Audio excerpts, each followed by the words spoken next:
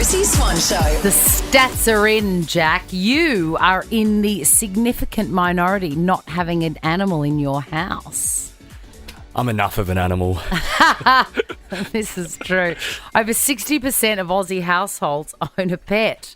60%. It's a lot, and I believe it because I feel like every second person on the street nowadays has a dog with I them. reckon I thought it would be more. Oh, really? Yeah, I'm surprised it's only 60. It seems like everybody's got something, a cat or a dog. 6 million dogs, 5 million cats, and Okay. whatever Bobby counts as, the guy, my cat that moved into my neighbour's house that I haven't seen for 5 years. And We need to talk about that next he week. looked straight through me last week when he saw me. It's so hurtful. What about these stats? They're from WAHL, by the way. WAHL. They make all the clippers. Yeah, my shaver's wild. Yeah, well, they also do it for dogs. Right. For the groomy bits and pieces, so they know their stuff. Nearly a quarter cook their animals homemade food. Having said that, I did sort of take all the meat off a roast chicken for Murphy yesterday. He loves that. Spoiled little Murphy. Spoiled. Fussy. 2/3 of owners buy regular doggy toys. Condolences to any of the Kongs that are out there waiting to be bought for me and taken home to my dog Murphy, who destroys them in myriad In ways. a very interesting way. Over a quarter spend $100 a time on professional groomers. People are spending up to $24,000 a year on their dogs. God, I've never actually added it up, but I'm sure it can't be that much. That's a lot. It is a lot, but then I guess if you Like stop, $500 a week. if you stop and spread it out, if you add up your your vet bills and your pet food, And if they do something stupid like eat a ball of string or something, then you're in the whole Pricey. $12,000. yeah, far out. $12,000. 88% agree dogs should have the same rights as humans. That stat is ridiculous. But this stat was the most alarming to me. 2/3 of people, hand on heart or paw on chest, confess that they prefer their pooch over their partner. 2/3. Yeah, that's nuts. Just be single with your pooch at home. I mean, they're great. Their dogs are great. But 2/3 would choose them over their beloved person, their partner. I can't believe No wonder this. maths is so good in this country. The Chrissy Swan Show. As I was saying before, the stats are in, and 2/3 of people basically prefer their dog over their partner. And I just can't believe that. And 88% of people said that they think dogs should have the same rights as humans. Like, what? Imagine a world like that. I don't think the dogs would want the same rights as humans. It's a lot of, responsibility. My dog Murphy would hate to be sent out to work and commuting and all Yeah. that stuff. Dogs have got the greatest life. I want the same rights as dogs.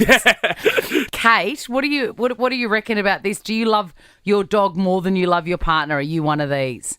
Yes, I think. How does that manifest, Kate? Well, actually, my dog led me to this sort of more philosophical, spiritual path, and and my partner is not really that interested in that. So it's like beyond a mind level of communication between us. How did your dog lead you to that spiritual path, Kate? He actually stole a mango out of my shopping bag and swallowed it whole, got the mango pip stuck inside of him, and then I was, trying to find ways to work out, well, what do I do? And I came across this woman on Facebook who does animal communication. Wow. And, and so then it just led to other things. That's next level. I love this I story. know.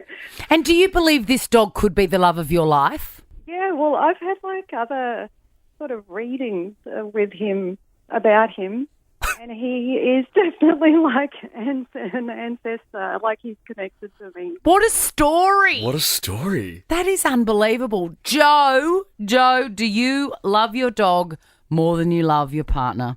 I tell my partner I don't, but I think deep down both my partner and I know that it's true. Why do you love your dog more than your partner, Joe?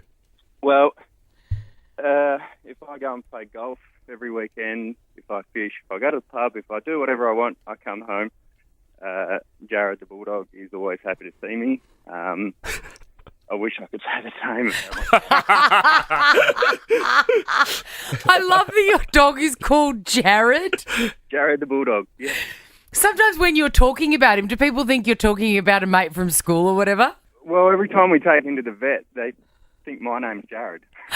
Jared, that is so great. Thank you all for your calls. I'm going to give you all a double pass to see Till, which is an amazing movie. It's in cinemas March 9. Thank you so much for playing along with me. The Chrissy Swan Show. We've promised to shock you. Fair warning, this is a medical emergency. I'm going to take you to Canberra, right? It's a local story.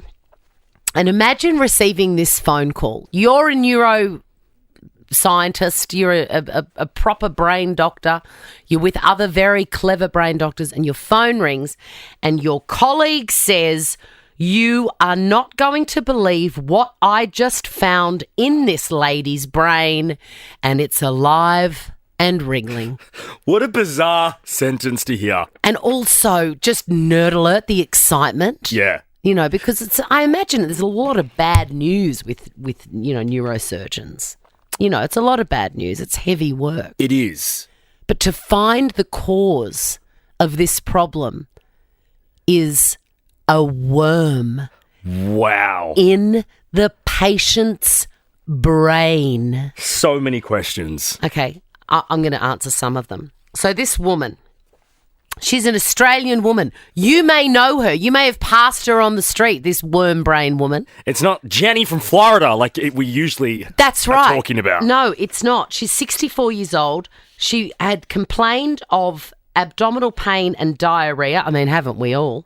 2 years ago. This is Okay. when this worm first started inhabiting her body. And then it's worked her way up from there into her brain. After that, she had a The image. constant... I know. She had a constant dry cough, fever and night sweats. And then by last year, her symptoms include forgetfulness. I mean, obviously, I'm going to have to book in for an MRI because last week I forgot the album by Taylor Swift, Evermore. And I just can't believe it. That is truly worrying. I'm convinced I've got a wriggling worm in my brain, I which reckon you would might have a explain few. everything. Well, we're asking you, 13 24 10, what have you had removed from your body? This woman is alive and well. I would have wanted to see that worm. I would have demanded. Like, I had a tooth out last year. It was the bravest I've ever been. Yeah. In the chair. Like a hero. Really? Yeah. You didn't go under? No. Which is unlike you because any excuse to go under. I know. I was a bit ripped off. Yeah. But he said, I'm taking it out now. And I said, yes, do it. And I did it in the chair. Bravest thing I ever did. But I wanted to see that tooth. Yeah, I get I it. wanted to see what he took out of my body. And if I was that woman, I would want to see that worm that had made my life a living hell for 2 years. She got it in a weird way, which I'll reveal next. The Chrissy Swan Show.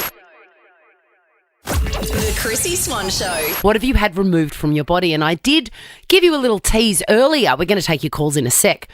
But I said I can explain to you how this woman got a worm in her brain. But I'm not going to need to because Sean has called in. Yeah, from Australian Snake Catchers. Hey, Sean. Hey, how you going, guys? Good, Love the show. mate. Oh, I love you, Sean. You're going to tell us all about this carpet snake poo. Well, kind of, yeah. I mean, a lot of reptiles and stuff like that have salmonella on their skin, right? So it's normally a hand-to-mouth situation. Yeah. So unless you're going around kissing snakes or licking snakes and stuff, it's Yeah. normally where you're touching the snake and then you don't wash your hands or a lizard for that matter. Yes, and then you apparently, put it to your mouth. apparently this woman was collecting native grasses often to cook with, and that's how it's Yeah. got into her body.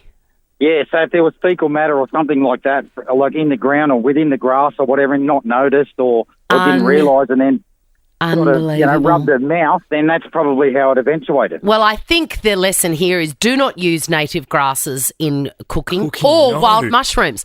Nicole, what have you had removed from your body? I had a moth when I was about 10 years old. Oh, God. I was laying in bed and I could hear it like fluttering in the bedroom. Okay, And can it I sorta just stop you for a minute? I want to do a welfare check on Jack, who he has a proper phobia about moths. This is so funny you talk about this, Nicole, because I was literally saying to Swanee yesterday, I don't think it's talked about enough how scary moths are? Like, they are so frightening and dusty and big and gross. My mum's petrified of them as well. So how did it get in your ear and how did you get it out? Okay, so I could hear it like flooding around my ear, and I sort of was swishing it away from my ear, and the next thing I could feel it like go down in it. And I went and told my dad, and he was like, "It wouldn't be in your ear," and I'm like, "I'm pretty sure it is." And then he took me to the doctor the next day, and they actually had to like drain my eardrum to get it out of my ear. And how big was it? Sick. It was like the medium-sized ones, not the big ones, but not Sort of like half a Macca's French fry. Yeah, sort of. Yeah. Oh my God, that's the official measurement of moths, by the way. Oh, Nicole. It was the weirdest feeling. Priceline pharmacy voucher for you. Spend it on saline. Christine, what did you have removed from your body? Well, Chrissy, I had surgery done on my stomach, and I had an open belly button, and it got infected. So I was cleaning it with a cotton tip, and it accidentally fell into What? No! Christine, what? Yeah, I am 100% telling you the honest God truth. And It I went to fell my doctor. in. It fell into your It fell in. stomach. Yep. I tried to get it out of where it was. I couldn't do it. So then I went to my doctor. He couldn't do it. So then he's rung the emergency department at the local hospital. Yes. I was rushed into hospital. I had to have emergency surgery because it could have come septic. And they ended up having to remove my whole umbilicus. Christine, I mean, thank you for introducing the word umbilicus to my show. That is a very welcome addition. Welcome, umbilicus.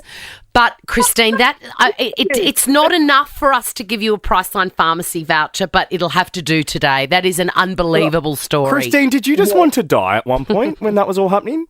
I felt like a real twit. Oh my poor God, thing. unbelievable. Shayna, can you do better than that? What have you had removed from your body? I was actually tying, doing up my fishing line, and I got the hook, was tying it on with my teeth, tightening it with my teeth, and the hook went through my lip. What? Yeah, so I pretty much had a piercing in my lip, but I didn't keep it. I went to my friend's dad's house, and he had to cut it out with pliers. My God. Did you then, from then on, have you ever eaten a freshly caught fish just out of, you've been through it, you know what it feels like to have a hook through your lip and you can't put up with that? I'm not a massive fan of fish, but I still eat it, yeah. Shayna, that is unbelievable. Do you remember the shop Dangerfield? Yes. She would have looked like a Dangerfield employee. Absolutely. Just a fishing hook through Absolutely. it. Let's finish with Nicola. Nicola, what have you had removed from your body? I've had a tick stuck in my eye.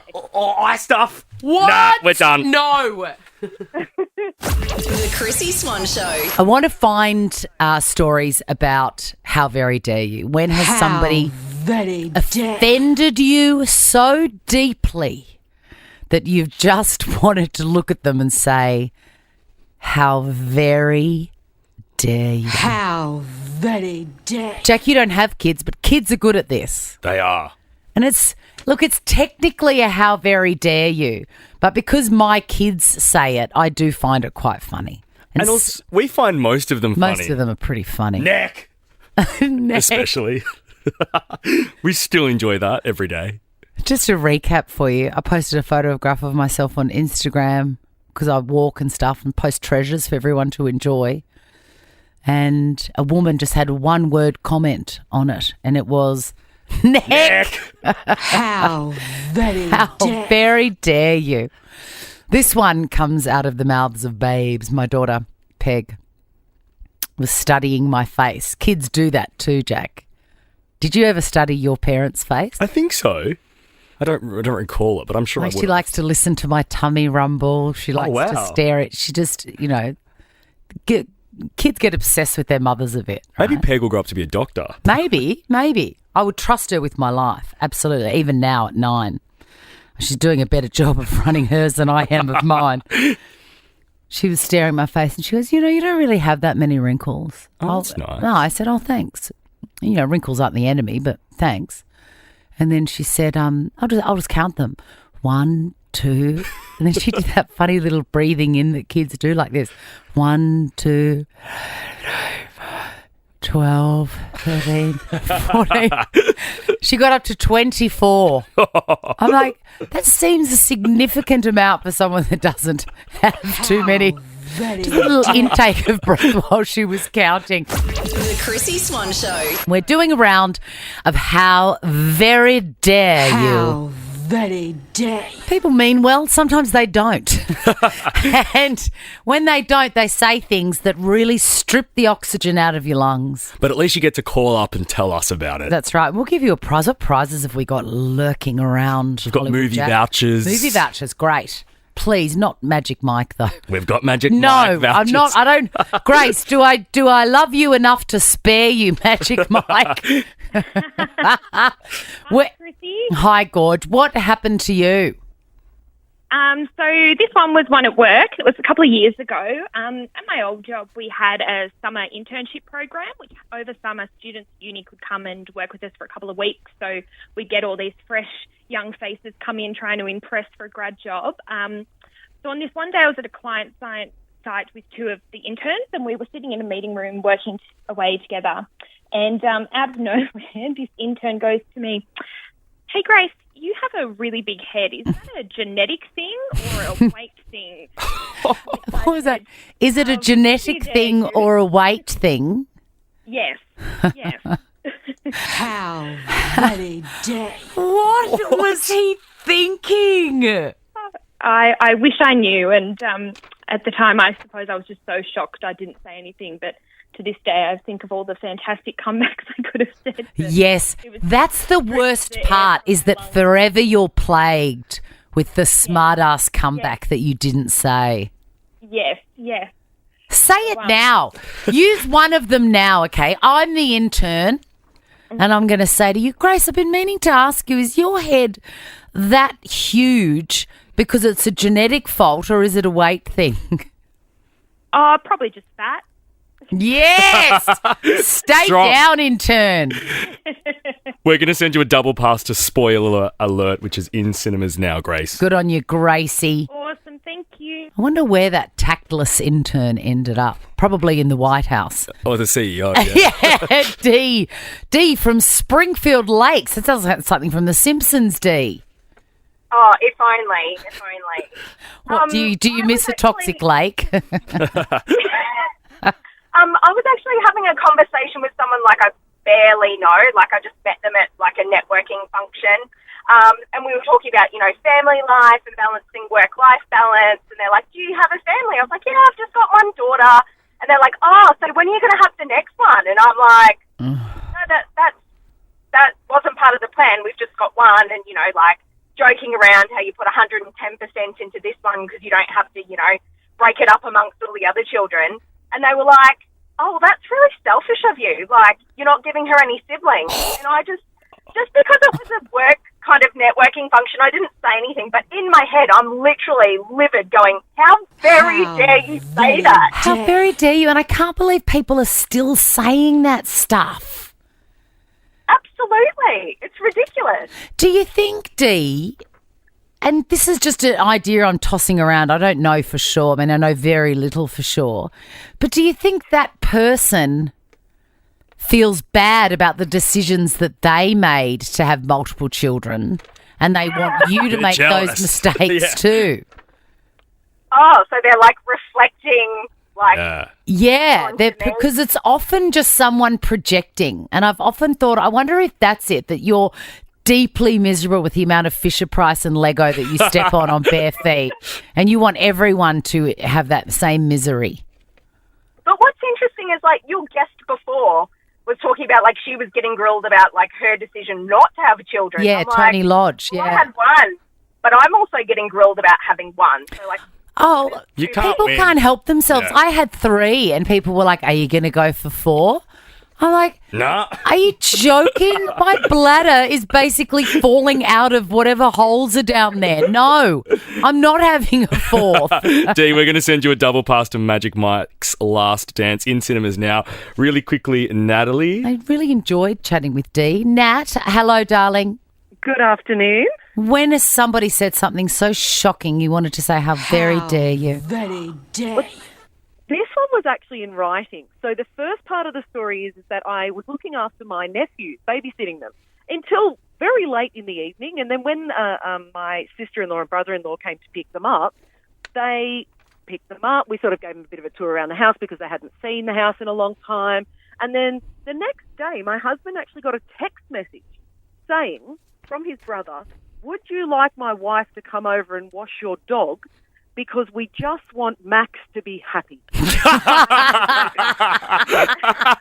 check this out.